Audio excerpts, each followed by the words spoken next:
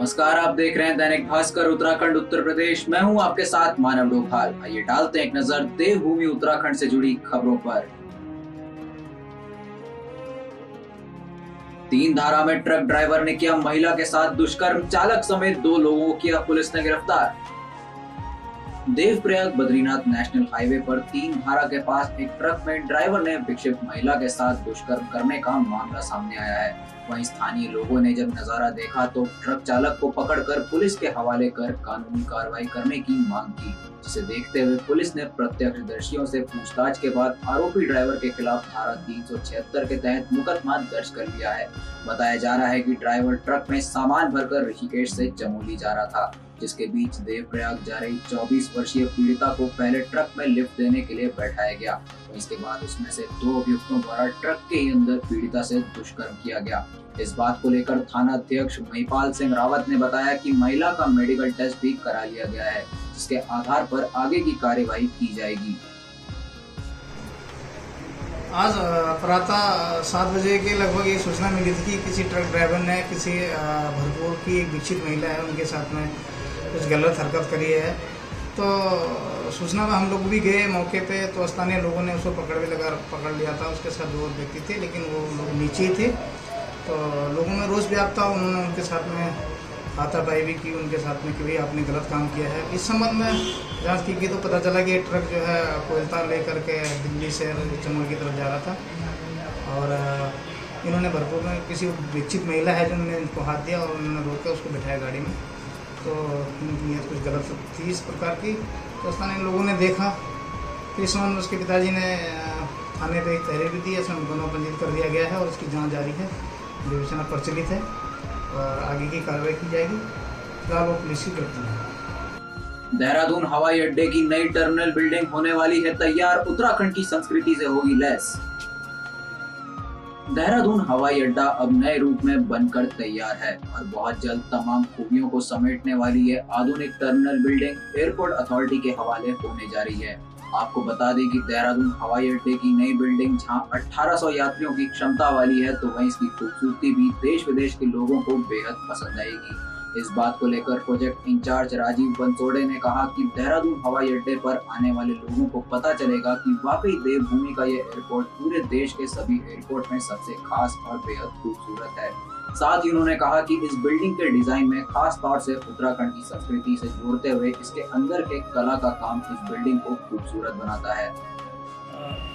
देखिए, we as a Ahluwalia Contracts India Limited, हमको एक यहाँ पे थीम दी गई थी और यहाँ के स्पेसिफिकेशन दिए थे एयरपोर्ट्स की बनाने के लिए। और आप देख रहे होंगे कि जो बिल्डिंग बन के तैयार हुई है वो समस्त क्वालिटी के मानक और सेफ्टी के मानक को रखते हुए बहुत ही अच्छी तरीके से बिल्डिंग निकली हुई है। और we committed as a company to deliver such kind of project और a quality product to the client and customer. और बेसिकली इस बिल्डिंग का आप ये कह सकते हैं इट्स इंटेलिजेंस बिल्डिंग। जो जितने भी आज के जो एयरपोर्ट्स हैं उसमें से one of the best airport आप इसको कह सकते हैं। तो इसमें आप जो यहाँ पे high degree of security equipments और जो विजिलेंस यहाँ पे इस्तेमाल किए गए हैं, आप ये फसाड सिस्टम अगर आप देख सकते हैं तो this is one of the best facade system developed in India. मेरे पीछे आप जो देख रहे हैं ये एक आर्ट वर्क का फॉर्म है, जिसमें आप देखें कि उत्तराखंड की संस्कृति को कितनी खूबसूरत तरीके से यहाँ पे दर्शाया गया है। जिसमें आप देखें पीछे चारों धाम आपको दिख रहे हैं, उत्तराखंड की संस्कृति, यहाँ के कल्चर, रीति रिवाज, और आगे आप देख रहे हैं यहाँ कुंभ भी दर्शाया गया है और यहाँ आगे आप स्पोर्ट्स जो होते हैं विंटर उनको भी दर्शाया गया है। तो ये एक कोशिश रही है हम लोगों की तरफ से, जो हमको दिया गया था उसको 100% उसको बना के प्रस्तुत करने का। और लगभग ये एयरपोर्ट आप देख रहे हैं कि पूरी तरह से तैयार है। भूकंप यहाँ, क्योंकि उत्तराखंड हमारा जो है जोन 4, 5 वगैरह 5 में पड़ता है, तो यहाँ जो डिज़ाइन किया गया है वो समस्त मानकों को लेके किया गया है, इंक्लूडिंग आप देख रहे हैं जो फसाड सिस्टम है इसमें भी सारे मानक उसमें कराए गए हैं। इसका एक्सटर्नल लेबोरेटरी टेस्ट बॉम्बे में परफॉर्मेंस टेस्ट भी हुआ है, जिसमें सारे मानक जो है भूकंप रोधी और जो एयर प्रेशर्स, वाटर लीकेजेस, ये सारे टेस्ट किए गए हैं और सक्सेसफुली पास्ड सिस्टम है। इसके अलावा जो आप बिल्डिंग का वेंटिलेशन सिस्टम आप देख रहे हैं तो आप देखेंगे कि यहाँ डे लाइट सिस्टम जो है बिल्डिंग का इतना अच्छा किया है कि दिन में भी यहाँ पे रोशनी की लाइट लगाने की ज़रूरत नहीं है। तो काफ़ी लाइट का जो है कंजर्वेशन कंसेप्ट, और क्योंकि ये गृह रेटेड 4 बिल्डिंग भी है तो सारे मानक इन्वायरमेंट और सेफ्टी और हेल्थ रेटेड भी यहाँ अडॉप्ट किए हैं और सक्सेसफुली ये बिल्डिंग जो है उस मानकों पे खरी उतरी है। स्वतंत्रता दिवस के मौके पर सभी देशवासियों को हार्दिक शुभकामनाएं एवं मुबारकबाद। स्वतंत्रता दिवस 2021 के अवसर पर नगर पालिका परिषद नगीना की ओर से नगर वासियों के लिए जरूरी सूचना। नगर को स्वच्छ रखें, पेयजल का दुरुपयोग न करें, करों का समय पर भुगतान करें, पालिका की अर्जी पर अतिक्रमण न करें, नगर को शौच मुक्त रखने के लिए सहयोग करें, जन्म मृत्यु पंजीकरण समय पर करवाएं, कूड़ा करकट कूड़ेदान में ही डालें और याद रखिए कोरोना का खतरा अभी टला नहीं है, इसलिए 2 गज की दूरी, मास्क लगाना है जरूरी। निवेदक श्रीमती ताहिरा बेगम, अध्यक्षा नगर पालिका परिषद नगीना, जिला बिजनौर। इंद्रपाल सिंह, अधिशासी अधिकारी नगर पालिका परिषद नगीना, जिला बिजनौर। रुड़की में कुरियर कंपनी में ड्रग कंट्रोल विभाग ने मारा छापा, लाखों की कीमत में नकली दवाइयां की जब्त। रुड़की में नकली दवाइयों का कारोबार थमने का नाम नहीं ले रहा। वहीं एक कुरियर सर्विस सेंटर पर आज ड्रग कंट्रोल विभाग की टीम ने छापेमारी कर भारी मात्रा में नकली दवाइयां बरामद की है।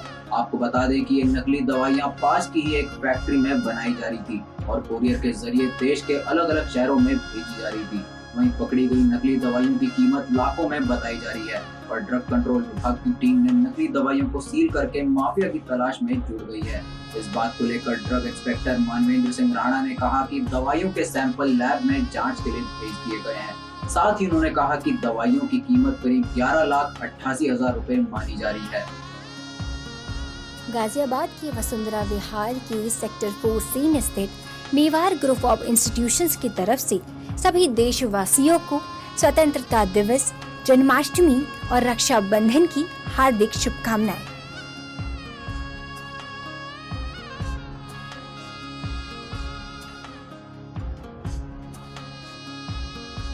राजधानी देहरादून में पुलिस कर्मियों के ग्रेड पे बढ़ाने को लेकर युवा कांग्रेस के कार्यकर्ताओं ने किया विरोध प्रदर्शन, आमरण अनशन करने की दी चेतावनी। पुलिस कर्मियों के ग्रेड पे बढ़ाने को लेकर सरकार द्वारा गठित कमेटी के ढुलमुल रवैये के विरोध में आज राजधानी देहरादून में युवा कांग्रेस के कार्यकर्ताओं ने मुख्यमंत्री पुष्कर सिंह धामी के द्वारा लिखे गए पत्रों की प्रतियां जलाकर विरोध प्रदर्शन किया। इस मौके पर युवा कांग्रेस के प्रदेश उपाध्यक्ष संदीप चमोली ने सरकार को चेतावनी देते हुए कहा कि यदि सरकार द्वारा गठित कमेटी जल्द निर्णय नहीं लेगी तो वह शासकीय प्रवक्ता सुबोध उनियाल के आवास के बाहर आमरण अनशन पर बैठेंगे और तब तक नहीं उठेंगे जब तक पुलिस कर्मियों की मांगे पूरी नहीं हो जाती। कुछ प्रतियां नहीं, मैं आपको ज्ञात करना चाहूँ, ये वो पत्र हैं जो माननीय मुख्यमंत्री जी द्वारा विधायक रहते हुए उनको तब पुलिस की मांग एकदम जायज़ लगती थी। उन्होंने पत्र लिखा तत्कालीन मुख्यमंत्री जी को, तीरथ सिंह रावत जी को, कि पुलिस का वेतनमान सुचारू किया जाए और तत्काल प्रभाव से इसको बढ़ा दिया जाए, जिससे कि उत्तराखंड में कानूनी व्यवस्था सही सुचारू रूप से चलती रहे। लेकिन अब जब वो स्वयं मुख्यमंत्री बने तो उनके द्वारा कमेटी के जो ढकोसला, जो छलावा उत्तराखंड पुलिस के हमारे भाइयों के साथियों के साथ किया जा रहा है, इसका उत्तराखंड यूथ कांग्रेस पुरजोर विरोध करती है। और मैं आपके चैनल के माध्यम से कहना चाहता हूँ, अगर तत्काल प्रभाव से पुलिस की ये मांग मानी नहीं गई तो मैं स्वयं जो इस कमेटी के अध्यक्ष सुबोध उनियाल हैं उनके आवास के आगे आमरण अनशन करूंगा और आमरण अनशन पे तब तक पूरी युवा कांग्रेस बैठी रहेगी जब तक पुलिस की मांग मानी नहीं जाती। आने वाले मानसून सत्र को लेकर विधानसभा अध्यक्ष प्रेमचंद अग्रवाल ने विधानसभा में की अधिकारियों के साथ बैठक, तैयारियां और सुरक्षा व्यवस्था को लेकर हुई वार्ता। उत्तराखंड विधानसभा का मानसून सत्र आने वाली 23 से 27 अगस्त तक आयोजित किया जाने वाला है। इसकी तैयारियों और सुरक्षा व्यवस्था को लेकर आज विधानसभा अध्यक्ष प्रेमचंद अग्रवाल ने अधिकारियों के साथ बैठक की। वहीं विधानसभा में आयोजित इस बैठक में प्रदेश के मुख्य सचिव डॉक्टर SS संधू के अलावा शासन और प्रशासन के कई वरिष्ठ अधिकारी शामिल हुए।